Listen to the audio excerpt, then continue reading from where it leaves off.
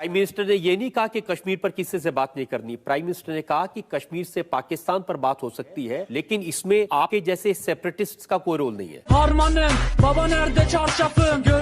मेरा ये है कि दोनों पावर्स न्यूक्लियर हैं, इस वक्त किसी का फायदा नहीं है। अगर पाकिस्तान खत्म होगा तो हमारा भी बहुत नुकसान है, जो हम एफर्ट नहीं कर सकते। जनरल साहब ने कहा कि 99 में भी न्यूक्लियर जनरल साहब तो कोई अल्लाह मियां की आवाज नहीं है। आप अल्लाह मियां की आवाज है।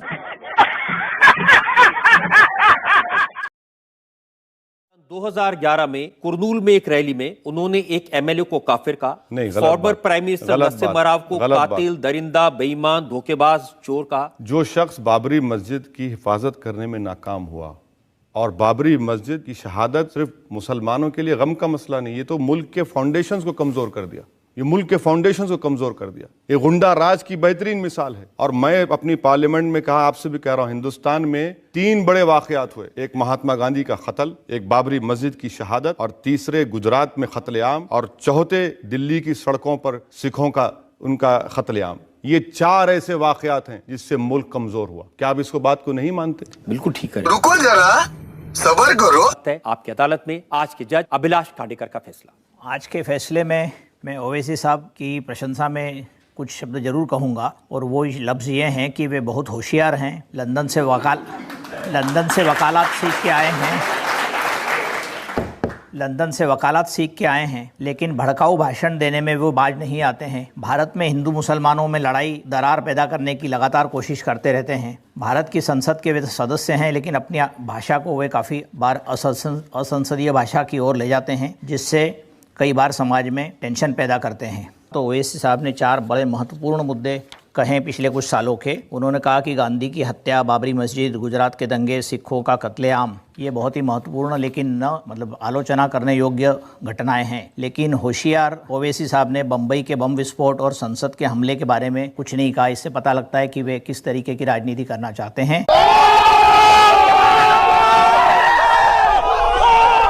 जंग हुई तो हिंदुस्तान की आर्मी पे इतनी ताकत है कि पाकिस्तान को अच्छी तरह से मजा चखा दे। मैं कुछ नहीं हो सकता, दोनों आपस में बराबर हैं इस वक्त, क्योंकि न्यूक्लियर पावर दोनों है, बहुत खतरा होगा। दोनों लोग नहीं मानेंगे, न्यूक्लियर पावर है दोनों। महबूबा जी, जब पाकिस्तान ने जंग की है, हर बार मुंह की खाई है, न्यूक्लियर नहीं थे, उसके बाद भी आपको भरोसा नहीं है। तब न्यूक्लियर नहीं थे, अब न्यूक्लियर है, बड़ा खतरा है। और सबसे ज्यादा खतरा हमको है, जम्मू कश्मीर के लोगों को, क्योंकि हम पिस जाते हैं बीच में। जब 2 हाथी आपस में लड़ते हैं तो नीचे जो घास होती है उसका बेड़ा गर्क हो जाता है। वही हमारा हाल हमारा है जम्मू कश्मीर का। 1999 महबूबा जी, मैं आपको याद दिलाना चाहता हूं, और ये वारदात मैं आपको 30 सेकंड्स लूंगा। रजत जी, रात को प्रेसिडेंट ऑफ अमेरिका ने वाजपेयी जी को फोन किया कि मुशर्रफ कह रहे हैं कि न्यूक्लियर ऑप्शन इस्तेमाल करेंगे, और वाजपेयी जी का रिस्पांस था कि मैं 20 से 50% हिंदुस्तान को राइट ऑफ करने के लिए तैयार हूं, लेकिन मैं आपको hold on please hold on, लेकिन मैं आपको आश्वासन दिलाता हूं कि पाकिस्तान कल का सूर्योदय नहीं देखेगा।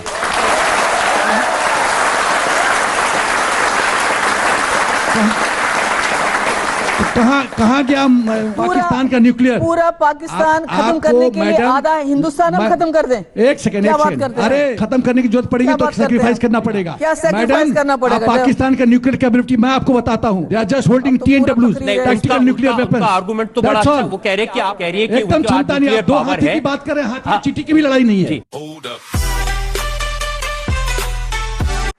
देखिए, इन्होंने खुद कहा, वाजपेयी जी ने कहा कि मैं 50% जो है अपनी सैक्रिफाइस देने के लिए तैयार हूं पाकिस्तान को उड़ाने के लिए। हमारा मुल्क बड़ा है, पाकिस्तान बड़ा है, हमारे मुल्क के आधे के बराबर है पाकिस्तान। इसीलिए वो कह रहे हैं कि हाथी और चींटी की लड़ाई होगी। पाकिस्तान को उड़ाते उड़ाते हमारा आधा मुल्क उड़ जाएगा तो क्या फायदा? क्या बात करते हैं आप?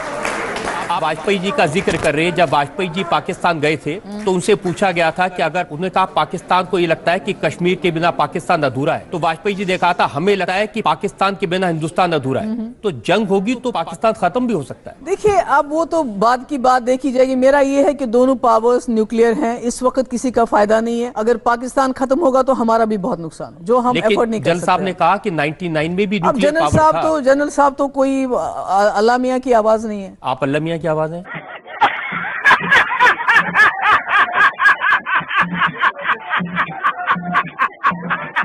साहब, जब नरेंद्र मोदी प्राइम मिनिस्टर बने तो अपनी तरफ से एक शांति का रास्ता, पीस प्रोसेस शुरू किया था उन्होंने। आपने पीस प्रोसेस को स्पॉइल कर दिया जो नरेंद्र मोदी ने शुरू किया था। जी, हमने पीस प्रोसेस को स्पॉइल नहीं किया, बल्कि हम पीस प्रोसेस को स्ट्रेंथन करना चाहते, क्योंकि पीस प्रोसेस का मतलब क्या है, जितने भी पाकिस्तान से जो भी आया, चाहे प्राइम मिनिस्टर साहब आए, प्रेसिडेंट साहब आए, फॉरेन मिनिस्टर आए या फॉरेन सेक्रेटरीज आए, उन लोगों ने कश्मीर के लोगों से बातें की और हिंदुस्तानी स्टेट ने उसको फैसिलिटेट। लेकिन निजाम बदल गया, आप समझे नहीं। अभी नवाज शरीफ साहब आए थे, उन्होंने आपसे बात नहीं की, उन्होंने इस बार सेपरेटिस्ट को नहीं बुलाया। देखिए, निजाम नहीं बदला है, पॉलिसी बदली है। प्यारी समझ गई। निजाम में नया कैप्टन आया है, हालांकि यही बीजेपी की टीम थी, प्लेयर सब यही थे, लेकिन इन्होंने कश्मीरियों से बातचीत भी की, इन्होंने पाकिस्तान से भी बातचीत की और खुल्लम खुल्ला कहा कि हम कश्मीर पे बात कर रहे हैं। लेकिन आज जो इस टीम का कैप्टन बदल गया, उस टीम के कैप्टन का वाजिया मौक़िफ़ है, मुझे कश्मीर पे किसी किस्म की बात ही नहीं। और ये बात हमको समझ में आई और हम लोगों को अपनी ही तहरीक को मजबूत करना है बातचीत के अमल में। कोई प्राइम मिनिस्टर ने ये नहीं कहा कि कश्मीर पर किसी से बात नहीं करनी। प्राइम मिनिस्टर ने कहा कि कश्मीर से पाकिस्तान पर बात हो सकती है, लेकिन इसमें आपके जैसे सेपरेटिस्ट्स का कोई रोल नहीं है।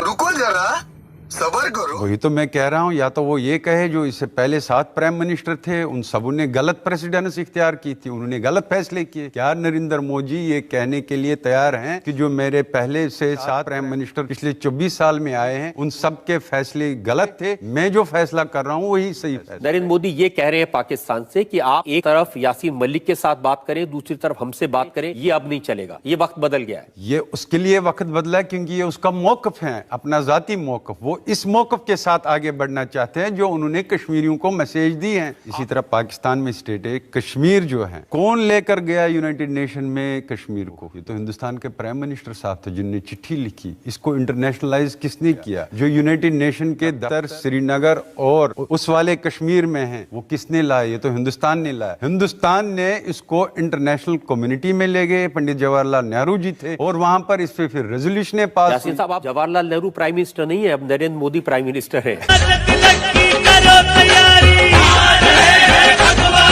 महबूबा मुफ्ती जी बातचीत करते हुए, और 70 सालों में आपकी बातचीत से कुछ नहीं हुआ है। बार बार अभी आप कह रहे हैं कि उनके पास परमाणु हथियार है। इस धमकी से मेरा नहीं ख्याल है अभी हिंदुस्तान डरेगा। एक बार जब ये डर पैदा हो जाता है कि उनके पास हथियार है, तो ये पाकिस्तान इस प्रकार की हरकतें करता जाएगा। जो भी करना है, यही समय है अभी करने का, पाकिस्तान को सबक सिखाने का। समझदारी से ये कह रहा हूं, एक फौजी होने के नाते ये हमें करना ही पड़ेगा। तमाम इकोनॉमिक, पॉलिटिकल और मिलिट्री मेजर्स लेने ही पड़ेंगे, और जब तक पाकिस्तान को उस स्टेट पर नहीं लाया जाएगा कि उसकी कीमत वहां तक बढ़ाई जाए, उसका कॉस्ट बढ़ाया जाए, तब तक ये मामला हल नहीं होने वाला है। तो मैं समझता हूं कि उस पाकिस्तान के लिए आप कॉस्ट बढ़ाएं, और इतना कॉस्ट बढ़ाएं ताकि अपने आप ही वो बोले हम उग्रवाद का साथ छोड़ेंगे।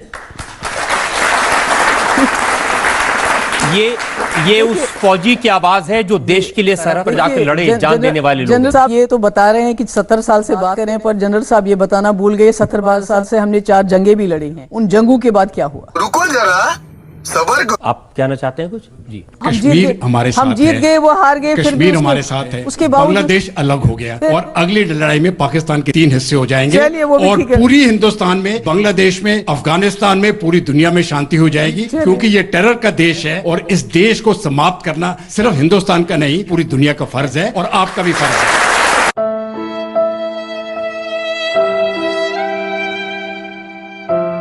के दौरान 430 से अधिक सांप्रदायिक हिंसक झड़पें और दंगे हुए हैं। एक भी दंगे की शुरुआत हिंदुओं की ओर से नहीं हुई। एक भी दंगा शुरू करने वाला ना हिंदू होता है ना मुसलमान होता है। कैसी बात कर रहे हैं आप? मैं सच्ची बात कर रहा हूं। आज लोग कह देंगे आईएसआईएस के साथ लड़ने वाले लोग ना हिंदू है ना मुसलमान है, फिर उनके लिए फतिया क्यों पढ़ा जा रहा है? आप कहते हैं कि आतंकवाद की कोई जाति नहीं होती, और राम जन्मभूमि पर हमला करने वाले आतंकवादी जब वहां सुरक्षा बलों के हाथों मारे जाते हैं तो उनके लिए फतिया पढ़ा जाता है। क्यों नहीं उनको अमेरिका की जैसे ओसामा बिन लादेन को अमेरिका ने समुद्र में डाल दिया, पता ही नहीं लगा कहां चला गया, वैसे क्यों नहीं उनके साथ व्यवहार करते हैं? फिर जब उसकी कोई जाति नहीं, उसका कोई मजहब, कोई धर्म नहीं, उसके साथ इसी प्रकार का व्यवहार करिए आप। क्यों उसको फिर जाति के दायरे में, किसी मजहब के दायरे में उसको कैद कर देना ये तो चाहते हैं? आप कर रहे हैं कैद, मैं नहीं कर रहा हूं, ये वे लोग कर रहे हैं जो उनको उस प्रकार का वो देने के लिए उतावले दिखाई देते हैं। और इसलिए मैं कह रहा हूं, अगर जाति नहीं, मजहब नहीं, समाप्त करिए। आतंकवाद की कोई जाति नहीं, कोई मजहब नहीं, आप उसके साथ उसी प्रकार का व्यवहार करिए। आप आतंकवादी है, मिट्टी तेल छिड़क करके आग लगा दीजिए, फेंक दीजिए उसको, जिससे पता ही ना लगे। क्या मतलब है? गोली नहीं मारेंगे साले को कह के